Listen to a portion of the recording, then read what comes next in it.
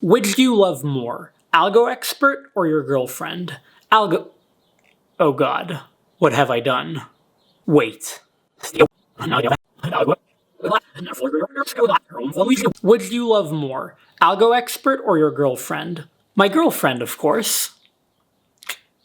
What's up, everybody? How's it going? Today, I'm answering your questions about my company, AlgoExpert. And needless to say, if you're preparing for your coding interviews or your systems design interviews, check out algoexpert.io and use the promo code CLEM, C-L-E-M, for a discount on the platform. With that, let's dive into your questions. What was your initial investment on AlgoExpert? My co-founder and I put in $2,500 each for a total of $5,000. To this date, that remains the only investment we've ever put in AlgoExpert. How do you and your team keep yourself motivated throughout all of the development process? You keep your eye on the prize, and you remember that short-term sacrifices will lead to long-term gains. Do you or your team plan to run any other businesses after the success of AlgoExpert? So the short answer is 100%. The longer answer is we've flirted with the idea, but right now there's a ton to do for AlgoExpert. All of our attention is on AlgoExpert, so right now, no. But in the future, after AlgoExpert, so to speak, definitely. For how much would you sell AlgoExpert?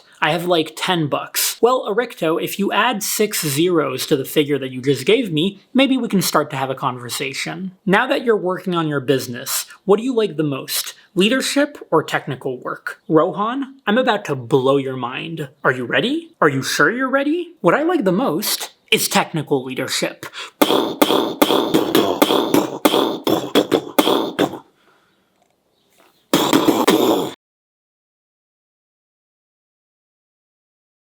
How big is the AlgoExpert team, and what are some of the key roles and duties that are performed day to day to keep it going? So we're 4 full-time people right now. You can actually go look at our team page and you'll see everybody and their descriptions and everything. And as far as what we have to do to keep things operational, well, there's engineering, customer service, finances, marketing, all sorts of stuff. Basically think every single function that you can imagine in a business, we basically have to take care of. Did you need to rewrite parts of your backend to handle potentially increased traffic as the company gained popularity? And also, what technologies do you use in the backend? Yes, there are certainly some services that we've either tweaked or completely rewritten to handle more traffic. I will say, though, that in this day and age, we're really lucky because we have access to all of these huge cloud providers that handle so much of the scaling for you. So Google Cloud Platform does end up doing a lot of the work for us. We have this running joke where we say that in order to scale, we just have to shove more money at Google. Thank you, Google. And as for technologies that we use on the back end, Golang, Docker, Kubernetes, and a bunch of Google Cloud Platform products, to name a few. How did you get the confidence to start building a project from scratch on your own, knowing that there would be many potential roadblocks? Great question.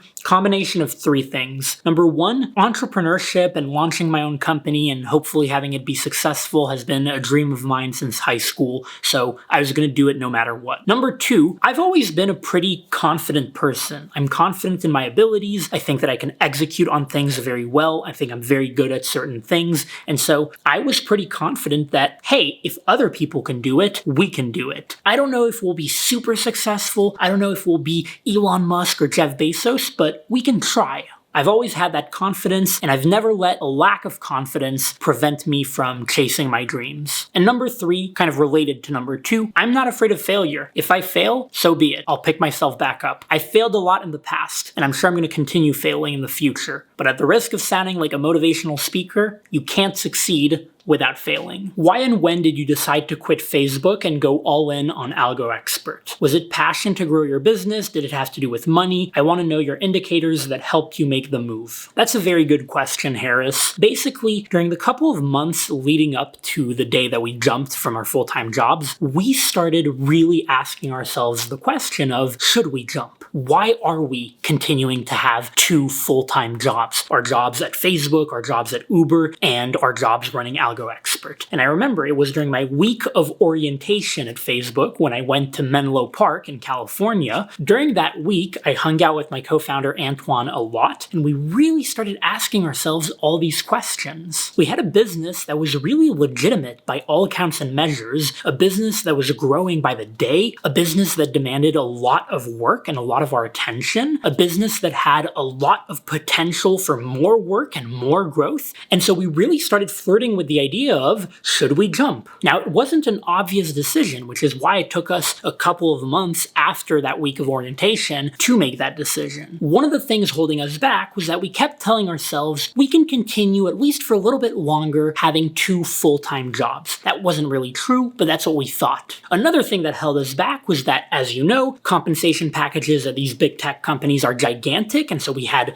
big golden handcuffs, especially me at Facebook. I was really chained by those golden handcuffs. And to be clear, these companies are amazing, but for the situation that I was in, they really felt like handcuffs, like I was chained, like, I'm leaving so much money on the table. Is this really the right move? But then, over the next 2 months in September and October, when every single day we kept having the same discussions over and over again, should we jump? Are we sure we don't want to jump? Are we sure it's not detrimental to the business not to jump? Are we sure it's not detrimental to our own health not to jump? Because remember, I was also running my YouTube channel, which I was really starting to grow a lot, and which was also very relevant to the business. And so I was getting absolutely no sleep. It was horrible during those 2 months. And on top of that, there were so many people that we were talking with who would tell us, why aren't you doing this full time? We would tell them about AlgoExpert and where we were at with the business, and they would just be like, why aren't you doing this full time? And so finally, it got to a point where we just said, listen, we have to make a decision. Either we intentionally stay at our full-time day jobs, but knowing that it'll likely be detrimental to the business, or we take the leap. We didn't want to regret destroying the company that we had spent 2.5 years building, and so we took the leap. And by the way, I'm happy to say that now, 6 months after having taken that leap, I can't believe it's been 6 months, I can unequivocally say, without a doubt, that it was the right decision. How to find a co-founder. I could make an entire video on this, but basically you have to find someone whom you trust a lot, someone who has a very complementary skill set to yours, and someone who's very intrinsically motivated and who's going to be able to toughen it out during the hard times of the entrepreneurial journey. And they're definitely going to be hard times. For me, my co-founder happens to be one of my best friends from high school. It doesn't have to be a best friend from high school, but for me, that's who it is. How to test a beta version with a small hand-picked set of customers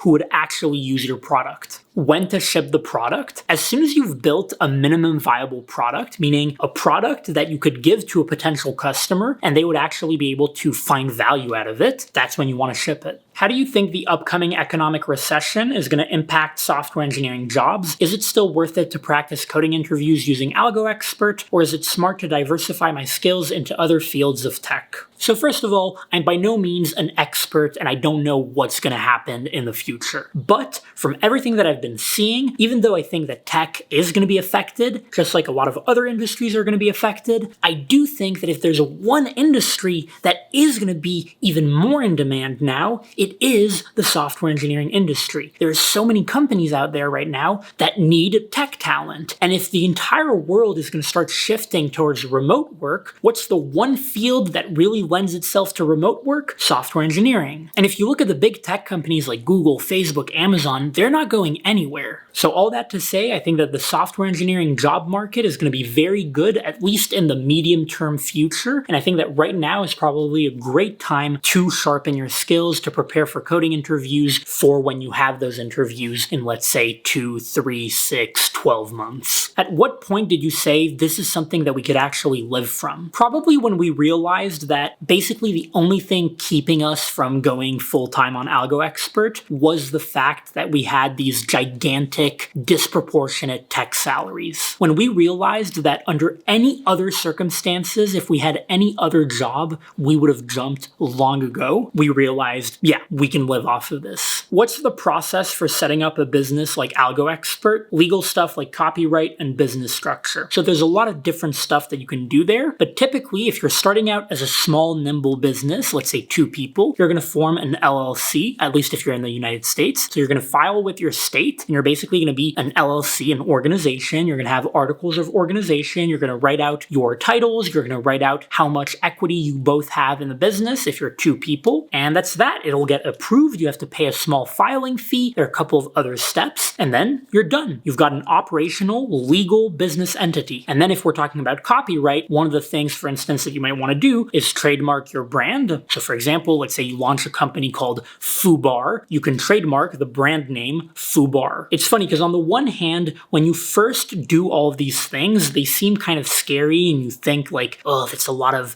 administrivia. But once you actually do it, you realize that it's not that big a deal and it's actually pretty trivial. Do you recommend immigrating to the United States to run a business? If you were an ambitious first-year university student who plans to open up his own company, would you recommend the United States as a destination? So I don't know much about the whole immigration process, and of course I don't want to diminish other countries out there, but yes, I would recommend the United States. I think the United States is a fantastic place to run a business, so I would recommend it. In previous videos, you mentioned investing, economics, management, etc. as important topics to dive into while studying programming, but since time is usually limited, what should a person really focus on studying apart from programming to basically maximize what they get out of it? So I don't know if this is going to be the right answer, but especially if we're talking about college classes here, I would probably recommend entrepreneurship classes above all the others. And I know that some people are going to completely disagree with me here, because some people think entrepreneurship classes are bullshit and that you can't learn entrepreneurship in a class, you just have to run a business,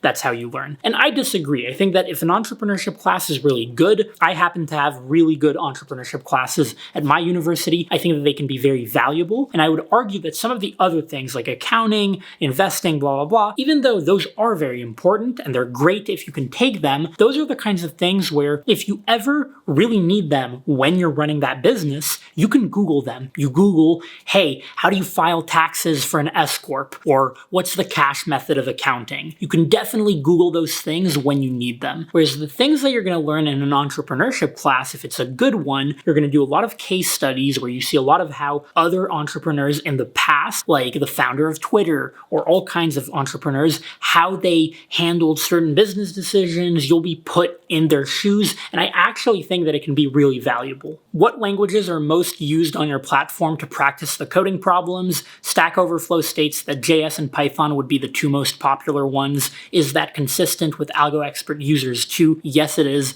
Python and JS are the two most popular languages. And if you're writing in Python and JS, then you're reading my code because I wrote the Python and JS solutions. Just a fun fact. When you started your company, did you hire anyone from a business field to help you out on things, or did you deal with everything yourself? I've heard that it's not a good idea to start a company by only having tech experience and that you should have some business knowledge. So no, we didn't hire anybody else. We just used the knowledge that we had. I had accumulated some knowledge from school. We also used the internet. We have the internet, which is free. You can get all sorts of knowledge there. Then we had our families that helped us a little bit with a few pointers. Like for instance, if we had a question about taxes, they could answer it for us right off the bat just from their experience. But apart from that, we just did it ourselves. How do you handle security considering people can submit programs? We actually made a video on our remote code execution engine. You can go check it out. We kind of tackled this there. And what's the speedrun record on the problem set? I actually don't know. That's a really good question. I have no idea. Also, what are your favorite DBZA characters? I'm assuming you're talking about Dragon Ball Z Abridged, all of them. What does your decision-making process look like regarding balancing the engineering side of things and the business side of things? John, this is a fantastic question, one that I think I'm going to dedicate a full video to. I'm going to skip it right now. Are you ever going to make a community discussion forum where the people who buy AlgoExpert can post interview experiences, ask for clarification on certain problems, etc.? Sneezy Gibbs, coming soon.